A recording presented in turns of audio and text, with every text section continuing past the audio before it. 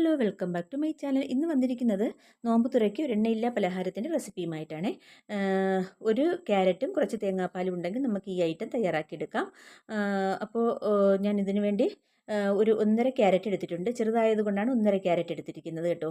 അപ്പോൾ അത് പീലൊക്കെ ചെയ്ത് കളഞ്ഞിട്ട് കഴുകിയെടുത്തതാണ്. അപ്പോൾ ഇത് നാലായിട്ടൊന്ന് ഒന്ന് കട്ട് ചെയ്തതിന് ശേഷം കുറുകയും കൂടി ഒന്ന് ചതുരത്തിന് ഒന്ന് കട്ട് ചെയ്തിട്ട് ഇട്ട് കൊടുക്കുന്നുണ്ട്. ചെറുതായിട്ട് കട്ട് ചെയ്തിടുമ്പോൾ പെട്ടെന്ന് നമുക്ക് വെന്ത് കിട്ടും.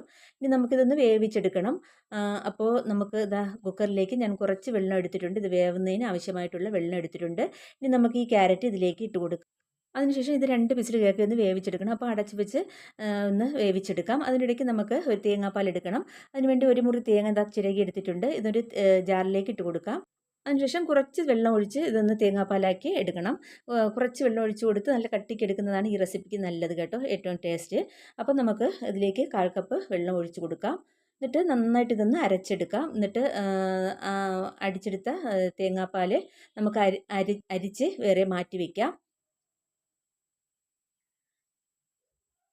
അപ്പോൾ അതാ ഇതിനിടയ്ക്ക് നമ്മുടെ ക്യാരറ്റ് നന്നായിട്ട് വെന്തിട്ടുണ്ട്. ഇതൊരു അരിപ്പയിൽ കൂടി ഞാൻ എന്താ ആ വെള്ളമൊക്കെ ഒന്ന് ഊറ്റി കളഞ്ഞിട്ടുണ്ട്. ഇനി ഇത് നന്നായിട്ടൊന്ന് ആറി കിട്ടിയതിന് ശേഷം എന്താ ഞാനിതൊരു ജാറിലേക്ക് ഇട്ട് കൊടുക്കുന്നുണ്ട്.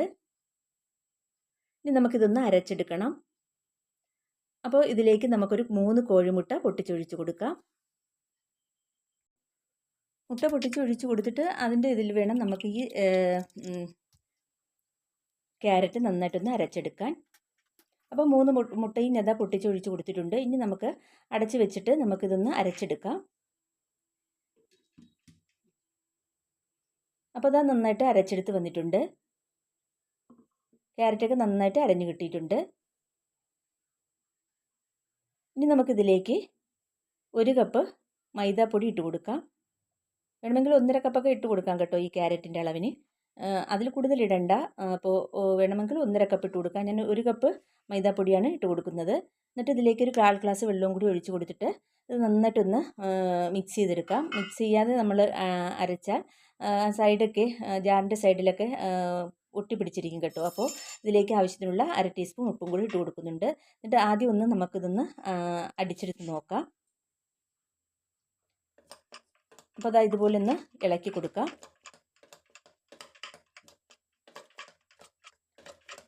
അപ്പോൾ ഇളക്കി കൊടുത്തപ്പോൾ നല്ല വെള്ളം കുറവുണ്ടായിട്ടുണ്ട്. അപ്പോൾ ഒരു 1/2 കപ്പ് വെള്ളവും കൂടി ഞാൻ ഇതിലേക്ക് ഒഴിച്ച് കൊടുക്കുന്നുണ്ട്. 1/2 കപ്പ് വെള്ളവും കൂടി ഒഴിച്ച് കൊടുത്തിട്ട് ഒന്നും കൂടി നമുക്ക് നന്നായിട്ടൊന്ന് സ്പൂൺ വെച്ച് ഒന്ന് മിക്സ് ചെയ്യാം.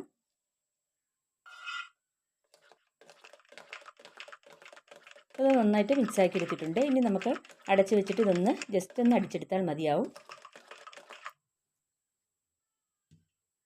അപ്പോൾ അതാ അടിച്ചെടുത്ത് വന്നിട്ടുണ്ട്. അപ്പോൾ നമ്മുടെ മാവ് ദോശമാവിൻ്റെയൊക്കെ കൺസിസ്റ്റൻസിയാണേ. ഇത് നമുക്കൊരു ബൗളിലേക്ക് മാറ്റി കൊടുക്കാം.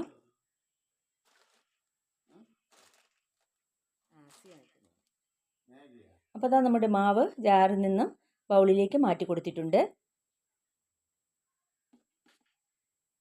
ഇതാണ് നമ്മുടെ മാവിൻ്റെ പരുവം കേട്ടോ. ഇനി നമുക്കിതിലേക്ക് 1 ടീസ്പൂൺ നെയ്യും കൂടി ഒഴിച്ച് കൊടുത്തിട്ട് ഒന്നും കൂടി ഒന്ന് മിക്സ് ചെയ്യാം. നമ്മുടെ റെസിപ്പി നല്ല ടേസ്റ്റാണ് കേട്ടോ, ഇതും കൂടെ ഈ നെയ്യും കൂടെ ചേർക്കുമ്പോൾ. ഇനി നമുക്കിതൊന്ന് ചുട്ടെടുക്കാം. ഞാൻ ചുട്ടെടുക്കുന്നതിന് വേണ്ടി അടുപ്പിൽ വെച്ചിരിക്കുന്നത് ഒരു ഓട്ടുചട്ടിയാണേ. അപ്പോൾ ഓട്ടുചട്ടി നന്നായിട്ട് ചൂടായിട്ടുണ്ട്. ആദ്യം നന്നായിട്ട് ഹൈ ഫ്ലെയിമിലിട്ട് നന്നായിട്ട് ചൂടാക്കി അതിനുശേഷം ലോ ഫ്ലെയിമിലാക്കി കൊടുത്തിട്ടുണ്ട്. ഇനി നമുക്ക് ഇതിൽ നിന്നും ഒരു തവി എടുത്തിട്ട് നമുക്കിതിലേക്ക് ഒഴിച്ചു കൊടുക്കാം. എന്നിട്ട് പരത്തേണ്ട ആവശ്യമില്ല കേട്ടോ.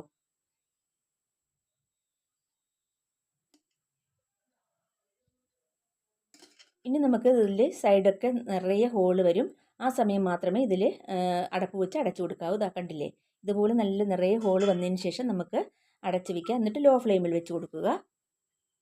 എന്നിട്ടൊരു 2 മിനിറ്റൊക്കെ കഴിയുമ്പോൾ നമ്മുടെ പലഹാരം ഇവിടെ റെഡിയാവും കേട്ടോ. അപ്പോൾ അതാ നോക്കിയേ, 2 മിനിറ്റ് കഴിഞ്ഞിട്ട് ഞാൻ അടപ്പ് മാറ്റിയിട്ടുണ്ട്. നമ്മുടെ പലഹാരത്തിൻ്റെ മധ്യഭാഗമൊക്കെ നന്നായിട്ട് ആരോട് കൂടിയുള്ള ഇതായിട്ട് വന്നിട്ടുണ്ട്. ഇനി നമുക്ക് ഇതൊന്ന് പതുക്കെ ഒന്ന് എടുക്കാം കേട്ടോ. ആദ്യം 2-3 എണ്ണമൊക്കെ ഒന്ന് അടിയിൽ പിടിക്കുന്നത് പോലെ ഒന്ന് ഉണ്ടാവും. ഇളക്കാൻ ഇത്തിരി പാടുപെടും. എങ്കിലും എനിക്കൊന്നും പൊട്ടിയൊന്നും പോയിട്ടില്ല കേട്ടോ. എല്ലാം നല്ല പെർഫെക്റ്റ് ആയിട്ട് കിട്ടിയിട്ടുണ്ടായിരുന്നു. അപ്പോൾ ഞാൻ എന്താ ആദ്യത്തേത് എടുത്തിട്ടുണ്ട്. നല്ല ആരോട് കൂടിയുള്ള ഒരു പലഹാരമാണ്. ഇത് നമുക്ക് ഒരു പ്ലേറ്റിലേക്ക് വെക്കാം. അപ്പോൾ ആദ്യമൊക്കെ ഒഴിക്കുന്നത് ഒന്ന് രണ്ടൊക്കെ ഒന്ന് ഇതുപോലെ ഒന്ന് പറ്റി പിടിക്കുകയും അത് നമ്മൾ ഒന്ന് ചട്ടുകം വെച്ചൊന്ന് ഇളക്കി കളഞ്ഞിട്ട് തോർത്തൊന്ന് ചെറുതായിട്ടൊന്ന് നനച്ചിട്ട് അതുകൊണ്ട് നമുക്കൊന്ന് ഇതുപോലെ ഒന്ന് തുടച്ചെടുക്കണേ. അപ്പോൾ ആദ്യം ഞാൻ പോലെ എണ്ണ ഒന്ന് തൂവി കൊടുത്തിട്ട് ഒന്ന് തുടച്ചാണ് എടുത്തത്.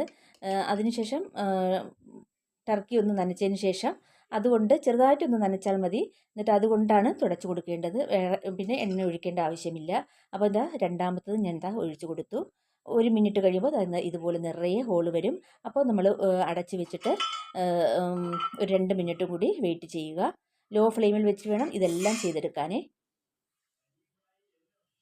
അപ്പോൾ അതാ നമ്മുടെ പലഹാരം ഒഴിച്ച് കൊടുത്തിട്ട് 2 മിനിറ്റ് ആയിട്ടുണ്ട്. അതെന്താ നന്നായിട്ട് വെന്ത് കിട്ടിയിട്ടുണ്ട്. മദ്യമൊക്കെ നന്നായിട്ട് പൊന്തി വന്നിട്ട് നല്ല അരോട് കൂടിയുള്ള കുത്തപ്പമാണേ. അപ്പോൾ അതും നമുക്ക് ചട്ടുകം വെച്ച് എടുക്കാം. കണ്ടില്ലേ, ഇപ്പോൾ നന്നായിട്ട് ഇളകി വരുന്നുണ്ടേ. വളരെ സോഫ്റ്റാണ് കേട്ടോ ഈ പലഹാരം. തേങ്ങാപ്പാൽ ഒഴിച്ച് കഴിക്കാൻ വളരെ സോഫ്റ്റാണ്. വായിൽ വെച്ചാൽ അലിഞ്ഞു പോകും, അത്രയ്ക്ക് സോഫ്റ്റാണ്. അപ്പോൾ ഞാൻ എന്താ ഈ ചട്ടിയിൽ ഒഴിക്കുന്നത്, ഓരോന്നും ഒഴിച്ച് കാണിക്കുന്നത്. ചട്ടിയിൽ നിന്നും ഓരോന്നും ഒഴിക്കും തോറും അതിൻ്റെ ആ വ്യത്യാസമാണ് കേട്ടോ, ഇളകി വരുന്നതിൻ്റെ വ്യത്യാസമാണ്. നല്ല പാട പോലെ നമുക്ക് ഓരോന്നും ഒഴിക്കും തോറും പാട പോലെ ഇളകി വരും. അപ്പോൾ ഇതുപോലെ തന്നെ എല്ലാം ഞാൻ എന്താ ഓരോന്നായിട്ട് ചുട്ടെടുക്കുകയാണ്. എനിക്ക് ഒന്നുപോലും ആ സൈഡൊന്നും പൊട്ടിപ്പോയിട്ടില്ല കേട്ടോ. എല്ലാം നല്ല പെർഫെക്റ്റ് ആയിട്ട് കിട്ടിയിട്ടുണ്ട്. അപ്പോൾ എൻ്റെ കൂട്ടുകാരോട് എനിക്കൊന്ന് പറയാനുള്ളത്, എൻ്റെ വീഡിയോ കണ്ടിട്ട് ഇഷ്ടമാവുകയാണെങ്കിൽ ഒന്ന് ലൈക്ക് ചെയ്യാനും ഷെയർ ചെയ്യാനും കമൻറ്റ് ചെയ്യാനൊന്നും മറന്നു പോകരുതേ. പിന്നെ എൻ്റെ വീഡിയോ ആദ്യമായിട്ട് കാണുന്ന കൂട്ടുകാരുണ്ടെങ്കിൽ പ്ലീസ് ഒന്ന് സബ്സ്ക്രൈബ് ചെയ്തൊന്ന് സപ്പോർട്ട് ചെയ്യണേ. ആ തൊട്ടടുത്ത ബെൽ ബട്ടണും കൂടി ഒന്ന് പ്രസ് ചെയ്യുകയാണെങ്കിൽ ഞാൻ ഇതുപോലെ ഇഫ്താറിന് എണ്ണയില്ലാത്ത കുറച്ചധികം പലഹാരങ്ങൾ അപ്ലോഡ് ചെയ്തിട്ടുണ്ട്. ഇഷ്ടമുള്ളവർ കയറി കാണുക കേട്ടോ.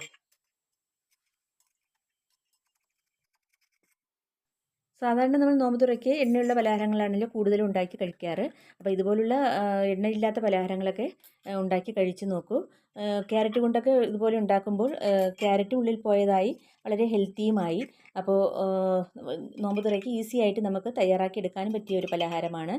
ക്യാരറ്റൊക്കെ കഴിക്കാത്ത മക്കളുണ്ടെങ്കിൽ അവർക്ക് ഇതുപോലെയുള്ള പലഹാരങ്ങളൊക്കെ തയ്യാറാക്കി കൊടുത്തു നോക്കൂ. അവർ ഈ കളർ കണ്ട് കഴിച്ചുകൊള്ളും. അപ്പോൾ നമ്മുടെ 1 കപ്പ് മാവിൽ നിന്ന് ഞാൻ ഒരു പാത്രം നിറയെ നമുക്ക് നമ്മുടെ പലഹാരം റെഡിയാക്കി കിട്ടിയിട്ടുണ്ട്. നല്ല സോഫ്റ്റാണ് കേട്ടോ, നല്ല സോഫ്റ്റാണ്. ഇതിൽ തേങ്ങാപ്പാൽ ഉപയോഗിച്ചാണ് കഴിക്കുന്നത്. അപ്പോൾ തേങ്ങാപ്പാലും കൂടി ഉപയോഗിച്ച് കഴിക്കുമ്പോൾ നല്ല വായിൽ വെച്ചാൽ അലിഞ്ഞു പോകും. കണ്ടില്ലേ ഇതിൻ്റെ സോഫ്റ്റ്, നല്ല സോഫ്റ്റാണ്. അതിൻ്റെ അടിവശം കരിഞ്ഞൊന്നും പോയിട്ടില്ല. അപ്പോൾ ഇത് കഴിക്കേണ്ട രീതി ഒന്ന് കാണിച്ചു തരാം. വളരെ ഹെൽത്തി ആയിട്ടുള്ള നമ്മുടെ ഈ പലഹാരം നിങ്ങൾക്ക് എല്ലാവർക്കും ഇഷ്ടമായെങ്കിൽ ഒന്ന് ലൈക്ക് ചെയ്യാൻ മറക്കരുതേ. അപ്പോൾ 1 കപ്പിൽ നിന്ന് എനിക്കൊരു 7-8 എണ്ണം തയ്യാറാക്കി എടുക്കാൻ പറ്റിയിട്ടുണ്ട്. അപ്പോൾ ഇത് കഴിക്കേണ്ട രീതി ഒന്ന് കാണിച്ചു തരാം. ഇതുപോലെ ഒന്നെടുത്ത് പ്ലേറ്റിൽ വെക്കുക. എന്നിട്ട് നമ്മുടെ തയ്യാറാക്കിയ തേങ്ങാപ്പാൽ ഇതിലേക്ക് ഒഴിച്ചു കൊടുക്കുക. എന്നിട്ട് പഞ്ചസാരയും കൂട്ടി കഴിക്കുക കേട്ടോ. വളരെ ടേസ്റ്റിയാണ്. വായിൽ വെച്ചാൽ അലിഞ്ഞു പോകുന്ന ഒരു തരം പലഹാരമാണിത്. അപ്പോൾ എല്ലാവരും ഒന്ന് ട്രൈ ചെയ്യുക. എന്നിട്ട് നിങ്ങളുടെ അഭിപ്രായങ്ങളൊക്കെ കമൻറ്റ് ബോക്സിൽ എഴുതി അറിയിക്കുക.